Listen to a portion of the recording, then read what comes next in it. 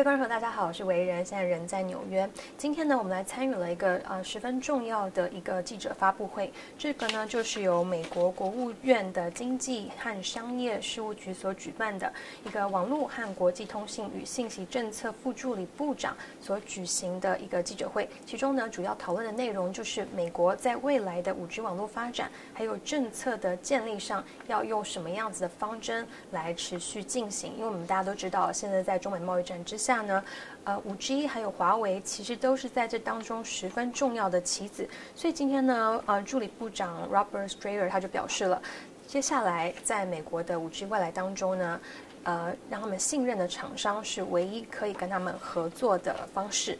那其中呢，他们就选了3个厂商，这当中当然是没有任何中国的厂商，分别是三星、爱立信还有 Nokia 这3个厂商。所以就问到了，什么样子的厂商才是一个 trusted vendor， 什么样是可以信任的厂商？还有这当中他一直不断的提出来这个 risk-based approval， 是要什么样子的危机算是在他们的考量里面是比较重要的呢？以下就是我们跟他的独家访问。So thank you so much for being with us today. We know during the press conference you mentioned several times about this risk-based approval and trusted vendor. Can you please explain to us one more time what would be the process and what are some of the considerate points of this risk-based approval process? Right, so we think that any type of information and communications technology should be protected with a risk-based approach, that is looking at the vulnerabilities to the system as well as the potential threats. On the side of potential threats, we're concerned that if there are vendors who are easily influenced by governments without the protection of an independent judiciary, that would be an untrusted vendor that could then be a potential threat to the network. In 5G technology, the networks are going to be doing incredible things that they cannot do today, such as providing critical infrastructure, including autonomous vehicles, and the supply of electricity. So it's very important that those privileged vendors in that system are ones that we can trust. Right, and can you please explain to us one more time why Huawei would not be considered a trusted vendor? So we look at the national intelligence law from 2017 in China, as well as other laws that require them to cooperate with the Chinese intelligence and security services without an independent judiciary standing in the middle between them and the potential compulsion from the government. We think that's a very important feature to having trust, is looking at the law where, in the legal regime where the company is headquartered. And we know that there's 3 companies you mentioned in particular that are trusted, but in some of the rural areas, we know Huawei already have their footprint in there. So by not having Huawei being part of this future of U.S. 5G network, do you think U.S. is kind of losing in the battle of being the leader in 5G in the future?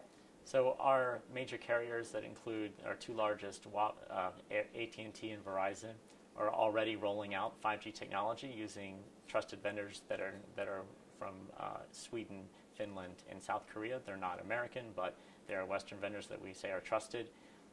We know that eventually the rural carriers will start to upgrade their networks and move to 5G. We think they can use those similar trusted vendors as they move to their 5G capabilities, and they won't be slowed down at all because those vendors are available for them, just as they are for AT&T and Verizon. But there might be a slight delay. Do you think these particular areas they're going to be happy and okay with? Are they going to be on board with this direction?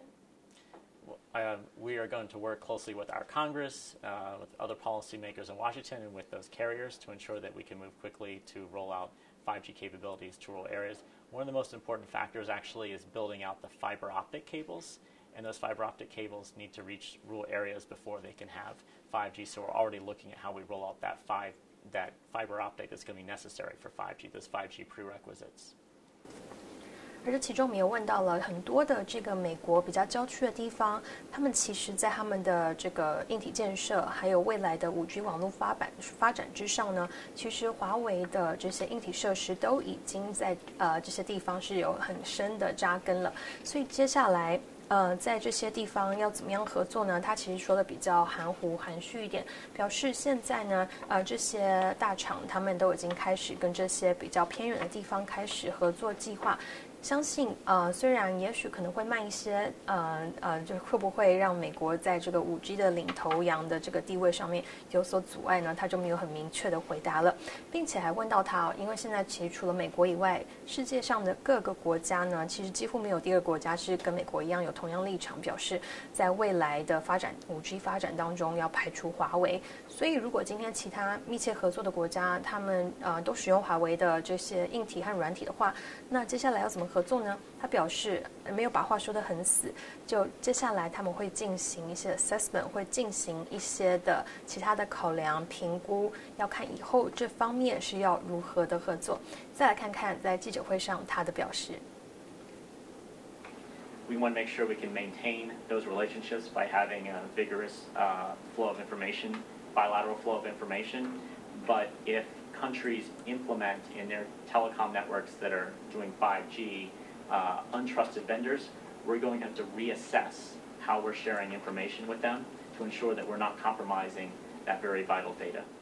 The other point I wanted to make too is that because our devices will be connected for all these critical uses in all parts of the network, anywhere there's computing going on within a 5G network will become critical. So there's no portion of the network that one could say is okay to have untrusted vendors. You want to have a trusted vendor in all parts of the 5G network wherever there is computing taking place, that is the collection, the processing, or the storage of data. Our 4 largest wireless carriers in the United States have all committed not to using untrusted vendors in their 5G rollouts. As your question notes, though, some of our rural carriers in their 4G networks currently have some of these untrusted vendors. We see no reason to add to the overall risk profile that we're facing by having untrusted vendors. In this case, there are 2 major Chinese vendors for 5G technology that we consider unsecure. With regard to China, we know that their national intelligence law has that feature of them being able to mandate that vendors like Huawei and ZTE comply with mandates of their intelligence and security services without an independent judicial review, which does cause us serious cause of concern. Hi, this is Carol with WallStTV.com. Just wondering, so you mentioned several times only trusted vendors going to be used and how this is going through a risk-based approval process. Is there any thought in the future that 5G networks are going to be nationalized? No, we're not planning to nationalize our 5G network. We think that competition is important, that we work with the private sector to who knows best how to map out their next generation networks. We in the United States are only going to be using 3 trusted vendors, which are Ericsson, Nokia, and Samsung. We actually were the first to start rolling out 5G in major cities. We have over 24 major cities with 5G. Second place was South Korea, and third is likely to be China. So we're seeing that the rollout with just those vendors, we think there's no slowdown in our ability to implement 5G by going with those more trusted vendors. Are you aware of any instances of industrial espionage on the part of China? So the one case that, there have been a long history of industrial espionage by China that led to an agreement between President Xi and President Obama when they signed an agreement in 2015 in the Rose Garden to ensure that there would be no more economic espionage through cyber means. We note that it's continued, and very importantly, last December, the United States and 14 other countries attributed a massive industrial espionage campaign through cyber means to the Ministry of State Security in China. 所以今天这整个记者会听下来呢，其实并没有什么太重大、太新的发展。其实大部分呢，跟我们得知到的目前这个华为的情况，以及目前美国对5G 的发展，还有对华为的态度呢，其实都是一致的。所以接下来，我相信呢，这个华为在这个中美贸易战，以及在接下来这个 extension 这个特赦之后呢，是不是川普总统他会有改变心意？是不是华为他最后终究是可以跟美国继续进行商业上的合作呢？我想现在至少以今天来讲呢，现在是还不明确、还不知道的。不过听起来呢，未来美国还是在5G 的发展上面呢，不会求快，而是要求安全。所以这也是我们今天在现场带来的第一手消息。然后谢谢您的收看，我们下次再见。